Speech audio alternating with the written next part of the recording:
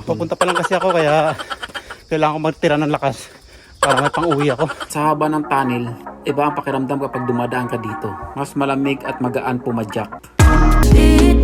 Nagbuo muna ako ng kakainin sa umaga at pinamihan ko na rin kasi trip kong magbaon. Pritong manok at itlog na may kamatis na hilaw at bakat pa talaga ang last ride namin. Sinig ko na rin ang panahon na makulimlim at maulap. Ganda ng rides ko at hindi mainit. At mula dito sa tinitirahan ko, biyaya ko ng 21.7 km hanggang doon sa Ipubo, kung saan doon ako nagtapos nung last. Doon na rin ako mag-umpisa.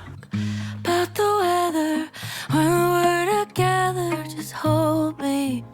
For a moment I thought it'd be better. At dito na rin ako. Mula dito sa Ipubo ay papadyak na naman ako ng 15.4 km para makarating naman ako sa kasunod na tatakan.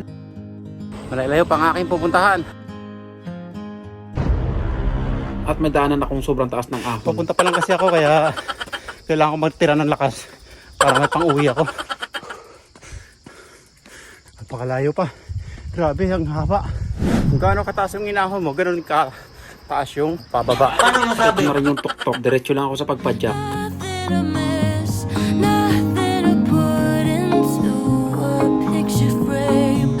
Baby, then I could exist. At dito na rin ako sa Yangpyeong Art Museum, kung saan nandito ang isang spot na tatakan ng passport. At siyempre tinatakan ko na rin agad-agad para makapadyak ulit at malayo pa ang aking pupuntahan. At ito ang location ko. At papadyak na naman ako ulit ng 19.5 km papunta sa kabilang spot. Excited ako makadaan ng tunnel na bike lane. At ang akala ko isang tunnel lang ang dadaanan ko, kundi 8 tunnel. At sa haba ng tunnel, iba ang pakiramdam kapag dumadaan ka dito. Mas malamig at magaan pumadyak.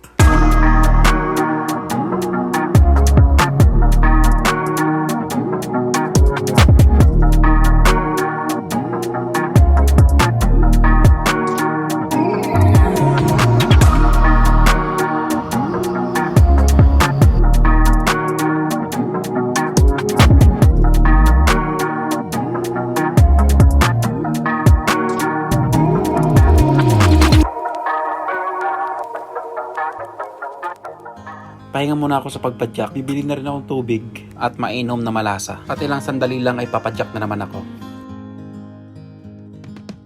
Little coke body, stepping in the potty. On her own, she don't need nobody. I'm the but you knew that though. I ain't stressing, just collecting what they owe me for. I'm laid back. Narating ko na rin ang isa pang spot at nahirapan akong hanapin ito kasi nasa ilalim pala ng tulay. At tinatakan ko na rin agad para papadyak na naman ulit. 4.8 km lang ang layo sa kabilang spot. When we're together, just hold. At dito na rin ako sa spot. Pagkatapos kong magtatak ay pinag-isipan ko muna kung didiretso pa ba ako doon sa kabilang spot. Hanggang dito lang muna ako. Alauna na rin kasi malis ako sa bahay ng saktong alas 8. Kaya kailangan ko magtira ng pang-uwi. Kasi kahit hanggang dito lang ako, gagabihin pa rin ako sa pag-uwi. Pumadyak na ako pabalik. Habang napadyak ako, gahanap ako ng pinakagusto kong pwesto para makainan. At dito na sana. Kaso, mainit at saka maraming tao. Kaya pumadyak na naman ako pa uwi. Kaya pumadyak ako ulit hanggang makakita ko ng magandang pwesto. Gusto ko kasi magpahinga pagkatapos kumain kahit makaiglip ng isang oras. At dito na sana. Kaso ang linis, nailang ako kumain doon. Kaya bumaba na lang ako. Aakit na lang ulit ako pagkatapos kong kumain para umiglip. Mas masarap pala magbaon pag nagra-ride. Makapamili ka kasi ng pwesto. Pagkatapos kong kumain, magbibihis na rin ako para maginhawa yung pahinga. At ang problema, habang ako'y nakain, meron na pala din kumain doon sa taas. Kaya bumiyahin na lang din ulit ako at naghahanap ako ng maiglipan. At dito na nga ako nakakita ng pwedeng iglipan. Ang ganda ng lugar, maliit siya na isla at ang daming pwedeng higaan sa ilalim ng puno. Napalibutan siya ng tubig at nakaiglip na ako ng 30 minutes, bumiyahin na rin ako pa uwi kasi gagabihin na rin ako. At pagkabalik ko dito sa Ipubo, dahil sa may araw pa naman, naisipan ko mag-highway, dadaan sa Bexa, Ichon, diretso na rin uwi. At dito na rin magtatapos ang aking video. Salamat sa nanonood at sa mga sumusuporta. God bless you. Bury me